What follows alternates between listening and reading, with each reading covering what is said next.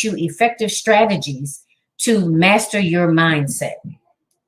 As I know, a lot of times we talk about business strategy, right? We talk about business strategy and we talk about mindset, business strategy and mindset.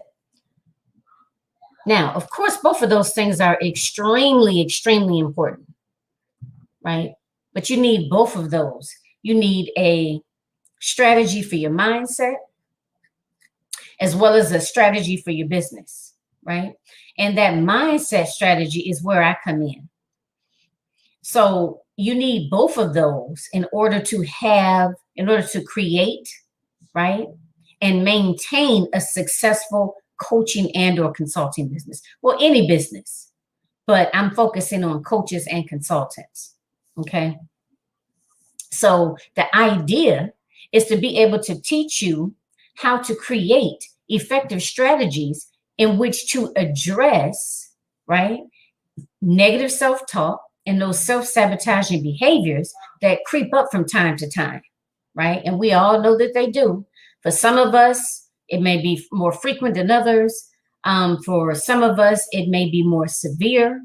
You know, some of us have certain triggers, certain things that trigger our negative thought patterns, right? And they just go berserk, right?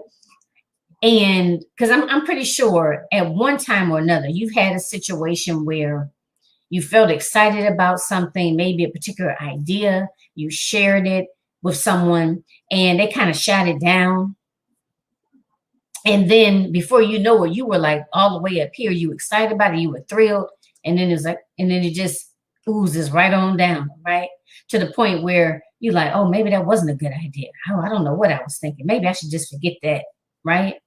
And the thing of it is, it can happen just like that if you're not aware of your thoughts, if you're not aware of your mindset. So again, it's not that it never happens or that it's never, ever going to happen again. But the idea is to be prepared, is to get a strategy in place. And that's what I help women to do, to get strategies in place in order to be able to address those situations, right, that trigger you and start your negative thoughts and self-sabotaging behaviors kind of started flowing, almost like a river. And sometimes the thoughts happen so fast. You know, there's 1,000,001 thoughts that cross our mind. And even within the matter of a minute, we have so many different thoughts that shoot through our minds, right? And the thing of it is, it's just it's a practice of being more mindful of that. Because in order to be able to address it, you have to be mindful of it. You have to realize that it's happening. You have to acknowledge it, right? And then you can begin to put different strategies in place in order to address it. Okay, so that is the purpose of mastering your mindset and coming up with an effective mindset strategy, which is the purpose of the group, Mindset Mastery Incubator. We are developing strategies in which to develop, to be able to not allow that negative self-talk and those self-sabotaging behaviors basically to take over and allow you to become stuck, allow you to become stagnant, right? You know, allow you to give up or just not be consistent, right? And that negative self-talk also has an impact on how you show up in your business. Like some of us may have that negative self-talk and we still show up, but we don't show up appropriately, right? When I say show up appropriately, I mean, we don't show up consistently enough, or we don't show up as the expert that we are to be able to attract our ideal client to us, right? So you could be showing up, but if you're not showing up in the right way that you should be, then that's an issue as well. Okay, so that's the purpose of the group. So that's why I have that scrolling at the bottom there. So I want to let you know about that. Also, again, tag a coach, tag a consultant, share this video out, okay? And I wanted to make an announcement. You know, every second and fourth Sunday of the month, I do a Queens Roundtable show, which I interview a different entrepreneur.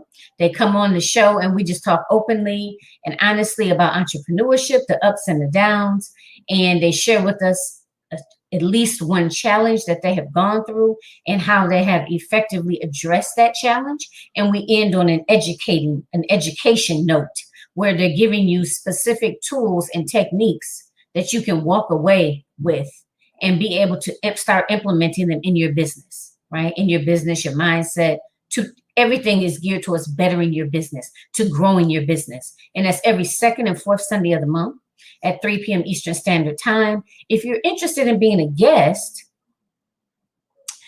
come on, send your application in. So what you would need to do is actually go to that link that says to be a guest. And it's on my Linktree. It's one of my Linktree links, as well as you can get to it on my business page, Realizing Your Potential 123, as well as on my personal page. There's also a link there for being a guest. The next announcement is I have the 8 Queens Roundtable Quarterly Symposium. Hey, right? That's coming up in September. September the 20th is our target date. Again, that may change. It may move out to additional dates, just depending on how many speakers I end up deciding that I want to have and that I've decided to accept. So, but the date as it stands now is September the 20th. Again, if you were looking to network with other like-minded coaches and consultants, if you are looking to, expand your audience, to gain some leads, right? This is a good opportunity. You don't want to miss this. And last but not least, it's all virtual. So you don't have to get on a plane, go anywhere to speak. You don't have to stay anywhere in a hotel. It's all done virtually, right? So you just would, whenever you can, long as it's before the deadline date, of course, submit your video presentation and the other documents that go along with it, and you'll be good to go. So this is an excellent opportunity, okay? So don't miss out on that. If you are a speaker or like I said, you enjoy sharing your expertise. So now as far as this evening, the topic for tonight is effective strategies to address fear of failure.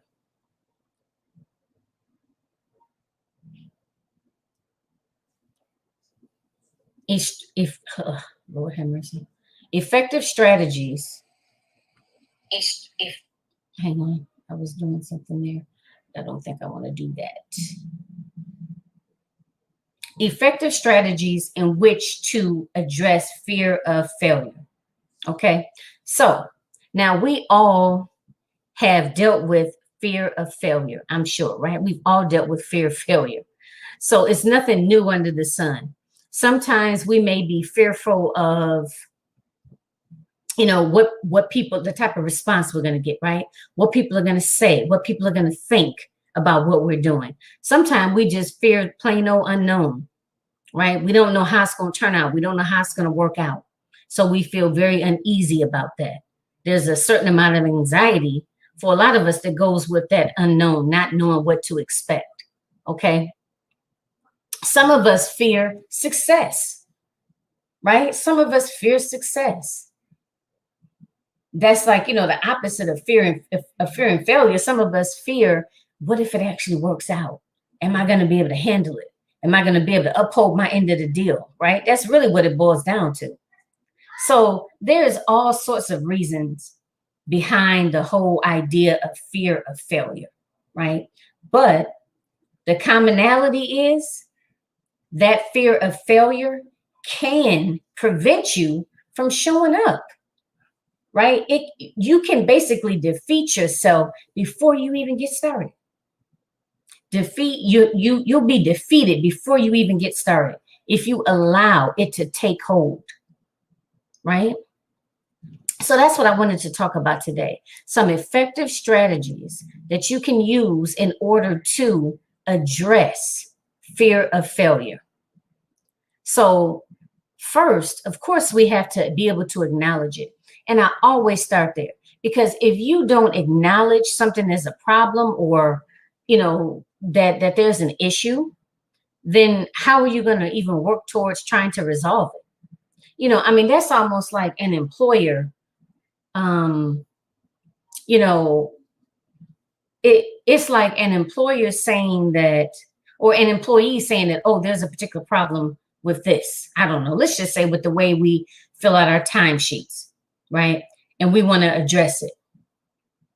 But if the employer doesn't feel that there's a problem with the timesheets, then they're not going to work to address it. They're not going to even be trying to identify what the problem is, much less trying to figure out how to rectify it, because they have yet, or reluctant, whatever the case is, they are not admitting or acknowledging it to be a problem, right? So first of all, you have to be aware, ladies, I'm telling you. And a lot of this, I know you hear a lot of coaches talking about journaling, and I tend to talk about it as well. It is an excellent way to really figure out what's going on, right? And really like lay all your feelings out there. Okay. So the first step is to acknowledge. And I'll say journaling, maybe that's not for everybody. Maybe some people meditate. I don't know. Maybe some people just kind of, maybe not necessarily meditate, right? But maybe sit to themselves and just kind of think about some things, maybe go over the, their thoughts or their happenings for the day or what they plan on doing tomorrow, and just kind of really assessing their feelings. Some people do that. And like I said, people do it in different ways. But the bottom line is you have to be aware of it. You have to be aware of this fear. Because if you're not, like I said, you can't address it. And sometimes some things that are really fear-based, that base emotion is fear, we don't see it as that. And that's another issue. And that's another piece of that, being able to identify it properly, is knowing, calling it for what it is, right? Like, for example, the first thing that comes to my mind is perfectionism. A lot of people say, I can't release this webinar because it's not, it's not perfect. There's still some finishing touches I have to add to it, right? Does any of that sound familiar? I don't care if it's a webinar, if it's a podcast, if it's a virtual summit, it's a book. I don't care what it is, right? What I'm talking about is that whole piece about you still working on it. You're still working on it. It's still cooking. It's still baking. It's not ready, right? Now, that whole piece about perfectionism and it not being ready and not wanting to release it, that could be fear. That could be the fear of, going back to what I said in the beginning, effective. Okay, I had to stop my Instagram video, y'all. Okay, so that could be fear, right? So check this out. So let's say we go back to thinking about the different things people fear. So in this situation of the whole being, being perfect, this product is not perfect, I can't release it yet, right? You fear, right, people's response to it. And I'm just rolling off just a whole host of things, because I'm a recovering perfectionist, okay? And, so trust and believe, I know what it's like to feel something has to be perfect. Okay, so you go through, well, what are people going to think about it? Is it going to seem like it's professional? Are people going to think it's professional? Are people going to what are people's perceptions going to be of this program that I'm going to release? Right? What are they going to think about it? Are they going to think like, oh, she don't know enough to be putting that program out? Or are they going to be maybe looking at my grammar saying that, it's not grammatically correct, or I didn't use the right colors on my flyer, whatever. The flyer, the images itself doesn't look professional, whatever the case is, right? Behind that is that fear of what people are going to think about it. What are people going to have to say? What are people going to have to say about this product that I'm launching? What are they going to have to say about it? So that's that fear piece. So I mentioned that because, and perfectionism, like I said, because I suffered with that for a very long time, that's the first thing that came to my mind. That's why I said, be clear. When we're talking about being in that acknowledgement phase, acknowledging and accepting it to be an issue. I know a lot of times we don't like to use the word problem, but you have to accept it to be a situation that's not beneficial, that you need to change. It's a not beneficial situation that you need to change, right? And if you are putting it or labeling it as something else that's more acceptable, then what happens? You don't deal with it. You don't acknowledge it. You don't change it. Okay? So that's why I brought that up. So when we're looking at under that umbrella of acknowledging it for what it really is, you got to be honest with yourself. Like I said, and there's some other things I'm sure if I thought about it, I could probably come up with some other things, but perfectionism, that is like on the tip of my tongue. Because people often say, I just want a finished product, right? I just want everything to be right, which of course we all do. But there's a fine line between wanting to deliver a professional, polished product and you just continuously, oh, it's not ready. Oh, it's not ready. I can't put it out yet. I can't put it out yet, right? There's a difference between trying to do the best you can with what you have and what you know at that time versus, just stalling out. Oh, it's still not ready. Oh, it's still not ready. Oh, well, what about this? Or what about that? What if this? What if that? Right? So that's up to you to take a look at that and be honest with yourself about, am I really fearful that people are going to say, oh, she don't know what she's talking about? And this stuff comes easy for me because trust and believe I have been there.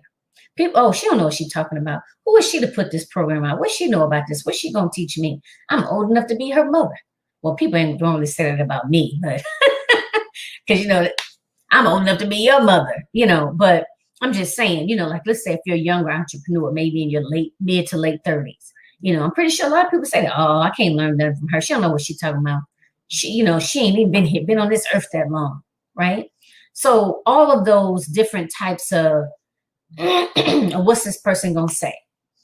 Are they gonna validate me? Are they gonna think that I have something worthwhile saying?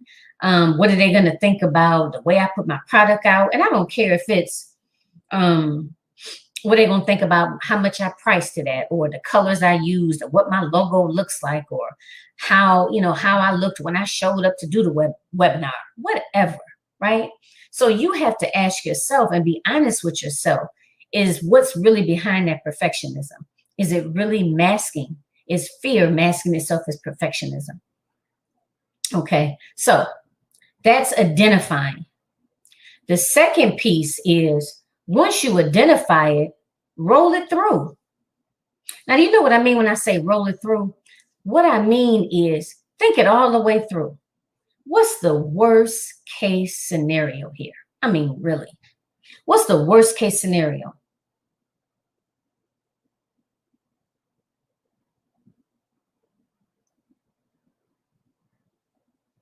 What I mean is, if you put that out, let's say you've been working on this webinar and you've been holding it, oh, it's not ready, it's not ready. If you put that webinar out tomorrow, what is the worst case scenario? Like, what's the quote unquote, what you would fear most about it? And I say, run it. And when I say run it, I mean, run it all the way out. So you put it out. What is the worst? What is your biggest fear about it? Is it that you fear no one's going to sign up? Let's leave it there, because I think that's a big one for a lot of us. And then after that, we probably get into, oh, well, what about the content? And, what are people going to think about my image? And do people really think I have something worthy of saying? And are people going to want to listen to me, right? But so let's start off with the first one. Are people going to want it? Are people going to buy it? Are they going to comment on it? Are they going to like it? Are they going to love it? Are they going to tell their friends about it? Right? That's a big one. Are people going to like it? Now, when I say run it out, I mean the worst thing that could happen, let's just say based on that number one fear, are people going to like it? Is no one will buy it. No one will like it and no one will buy it. Let's just say. So when that happens, you have to think, is that going to crush you? Is that going to be the end? If you had a tent or a little shop, are you just going to, put the close sign on the door, or, board the door up and just walk away? Is that it? Is it poof? It goes up in smoke and that's it? You know what I mean? So that's what I mean when I say walk it all the way through, walk it out, right? Whatever that fear is, first of all, acknowledging, accepting that it's fear and however it's masking itself, and then walk out that least desired fear, or that that's not the right wording. Walk out the most desire, or the how do I say that? Y'all know what I'm trying to say. Whatever the thing is that you fear the most about it, like walk it out as if you put it out and that thing that you feared the most happened. So I use that suggestion of, let's just say no one bought, no one liked it, nobody. It was almost like you ain't put out nothing, right? Now, if that happens, is that going to destroy you? If you're really passionate, right? And you really know you have a good product and you really believe in yourself, you believe in the transformation that you provide. And especially if you've been there and done that, you know that transformation. You are a living testimony of that transformation. So you believe it. So does that mean you're just going to close up shop because you put out one webinar and no one signed up?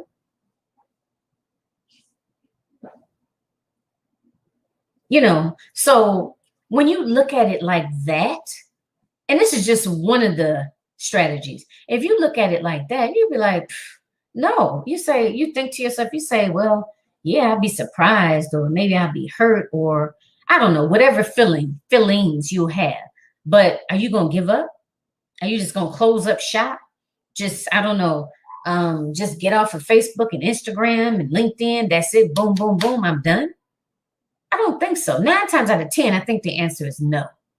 If the answer is yes, then you don't have a strong enough why. Then maybe you need to be doing something that you feel more aligned with, that you feel more purposeful with. Because something that you feel is your purpose, if you're walking in your purpose and you really believe you have a strong why or whys behind doing this, you're not going to close up shop that easy. So if they don't like it, nobody bites. Okay. I'm still me. I still do provide this particular transformation, right? You know, it doesn't negate you or anything that you're doing or anything that you deliver. Okay, so that's the first thing, is to walk it out. What's the worst case scenario? And you know you'll come back from that. You'll get over it. Okay. Secondly, is look at it like it's an experiment. Okay. Anything you do as an entrepreneur, and I know I talk about this a lot in terms of going outside of your comfort zone, right? And what I mean about going outside of your comfort zone is that you're constantly trying new things. You know, you were constantly, let me try this program over here. You know, like maybe going through, like if you stream live all the time, I'm pretty sure you done tried StreamYard, you done use Zoom, you've used Be Live, you know, some other ones, right? So as an entrepreneur, we're always trying different things. We're always trying different software to see if that works out best for us.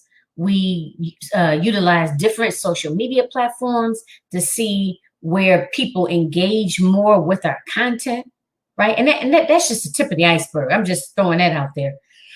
Excuse me, I'm just throwing those things out there because that's what I thought of off the top of my head. But we're always trying something new. So look at it like an experiment, right? So you have to look at it and say to yourself, okay, no one responded. Is it because maybe I didn't put it out in front of my ideal audience or my ideal clients? Is it because maybe I need to work on my messaging? Is it that I didn't allow it enough time? Like maybe I put it out and I only had like 3 days to advertise. Is it because I was going to say something, just left me. We talked about, is it in front of your ideal client? The messaging, you know, like, is the wording right? Is this wording appropriate for your clients? Does the wording that you use, does that resonate with your clients? Now, of course, all of that goes into marketing. And of course, that's not my area of expertise, but I'm just throwing those suggestions out there because it could be a number of things, a number of reasons why people didn't sign up for that webinar. It could be a number of reasons why, you know. So when you do something, look at it as if it's an experiment. You have tried an experiment, right? And it did not produce the results that you wanted it to produce. So you have to go back to the drawing board and modify some things and change some things. And sometimes you may not know exactly what it was, but sometimes if you isolate, like maybe if you bring it back in, maybe don't change the wording, but you change the amount of time that you spend advertising it. And maybe you'll see a difference. Maybe if you advertise it in this area versus this area, you may see a difference, right? And then you can just say, okay, so you know what? It worked best when I advertised it, I don't know, early in the morning on LinkedIn. Just throwing something out there, right? So it's like an experiment, and you're just going to observe what works and what doesn't. Like I said, sometimes in the very beginning, you may not have as much to work with, right? Because of the fact that people don't respond, you can't really get that feedback. But if you do get some people to respond, or even if you solicited other people to respond and say, hey, is this ad clear? Is it clearly written? Do you understand what you're going to get? Is it easy to read? Just asking different things, right? So that's an opportunity to learn and to grow. And that way you can kind of go back to your workshop, so to speak, and change it up and make some modifications and put it back out. Put it back out and keep doing it, keep changing, keep modifying until, because each time, hopefully, right? Each time you're going to get closer and closer to that desired result. And that way, okay, so like on a little checklist, okay, this worked, so we're going to keep that. This didn't work, we're not going to do that. This worked, we're going to do that, right? So it's not going to happen overnight. But if you go into it with that mindset of looking at it like an experiment and not just automatically, thinking that automatically, I don't know, 1,000 people, let's just say, are going to sign up for the webinar. Maybe they might. But, you're going into it with that idea. Go into it with the idea that this is an experiment, and I'm going to, regardless, it's going to yield a result. It's going to yield a result. And from that result, you are going to be able to tweak it and modify it and make some changes, right, to be able to produce a better result, right? So, it's all kind of in trial and error. Now, of course, even when you work with your business strategists, they're going to give you different ideas. You might institute this idea first, and then you might try this one over here. Maybe you might do some visual advertising versus some, audio. I mean, visual as in, like flyers, graphics, and then maybe audio, like a live video, something like that. And just see maybe which resonates more with your audience. Or maybe where your audience is, maybe on those different platforms, they receive the information differently. So it's all about actually looking, seeing what works and seeing what doesn't work. And of course, actually asking people what they want, what their expectations are, things along those lines. So when you think about that fear of failure, first thing I want you to do is to acknowledge it, like really see, really call it for what it is. Okay. And like I said, sometimes fear can mask itself as other things, but you got to be real with yourself. You have to be in tune with yourself, and you have to be honest with yourself. So once you identify, and acknowledge it, then, like I said, after that, you can begin putting together different strategies. But for now, we're going to work on acknowledging it, right? And actually accepting it. And then we're going to move into looking at it as a result. I knew they was going to call as soon as I got on here. We're going to look at it as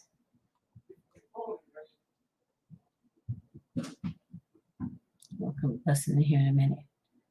Yep, there it is. Okay, there we go. So look at it, like I said, to acknowledge it, and then move from that to what's your, well, I'm sorry, but before we get to the result part, to acknowledge it. And then the other one was walk it out. When I said walk it out, I meant run it all the way. Envision the least desired result or what you're most fearful of and walk that out. And then once you really think about that, you're like, well, if that happens, I'm not going to really like it. I'm not going to be jumping up and down for it, but it ain't going to stop me. Don't mean I'm going to close up shop. Right? So walk it out. And then the third one I mentioned here tonight was go into it with the idea that this is an experiment, right? This is an experiment. I'm going to change it. I'm going to modify it accordingly. I'm going to learn as I go along, right? I'm going to be flexible. I'm going to take input in from others in terms of how they perceived it, right? And be able to change and modify to eventually get, or as I go along, to get closer and closer to that desired result, right? So it's an experiment, and don't look at it as you failed or it flopped or whatever, right? Because the thing of it is, you did it, you put it out there. And even just for even getting the knowledge on the back end, the knowledge of how to do it, the knowledge of how to, let's say that was your first webinar, how to even do a webinar. Even though the webinar itself didn't yield, 1,000 participants or 1,000 people didn't sign up, but you had an opportunity to do it. So now that's under your belt. You know how to do a webinar. Now, of course, programs update, things change and all of that, but you still know the basics of how to get a webinar out, how to do it from the ground up, right? And you wouldn't have had that if you hadn't have done it. So you're going to have that practical experience, and no one can take that away from you. And then, like I said, the other piece of that is looking at it. Don't become too attached to the outcome. Look at it like it's an experiment. I'm going to learn from this, whether it's some desirable things or some things I'm like, oh, I'm so happy about, or maybe I'm not so happy, right? Maybe you did something and people were like, oh, we didn't like that platform. That was a very confusing platform and it wasn't easy to use, right? So you know what? For next time. For next time, right? So look at it like an experiment. You are going to see, actually, like I said, not in a success or failure way, but in a way of it produced a particular result, because that it will do, right? And once you get that result, then you can go ahead and lay everything out on the table and actually take a look at everything and begin to see what worked, what didn't work, or what you want to try differently, and do it again. Like I said, take it back into the shop, tweak it, modify it, put it right back out there, switch it up, put it right back out there, and then, see what happens then. So those are some strategies that I wanted to mention to you in terms of how to effectively address fear of failure, so that it does not cause you to quit, cause you to become stagnant, cause you to become immobilized, and or cause you to not show up consistently or the way that you should, the way that you know that you should, in order to, because you got to show up. You have to show up, and you have to show up in a positive way to bring your audience to you. There's no way around it. Whether you're doing audio, whether you're doing videos or you're doing live posts, you have to show up. Okay. And I don't want fear of failing to prevent you from doing that. All right. So again, I'm Jacqueline Kabah Harrison. I am a confidence and success coach. What I do is I specifically work with coaches and consultants and help them to create effective strategies in which to address negative self-talk and those self-sabotaging behaviors that prevent them from leveling up their business, or prevents them from creating a good foundation in their business, as well as growing their business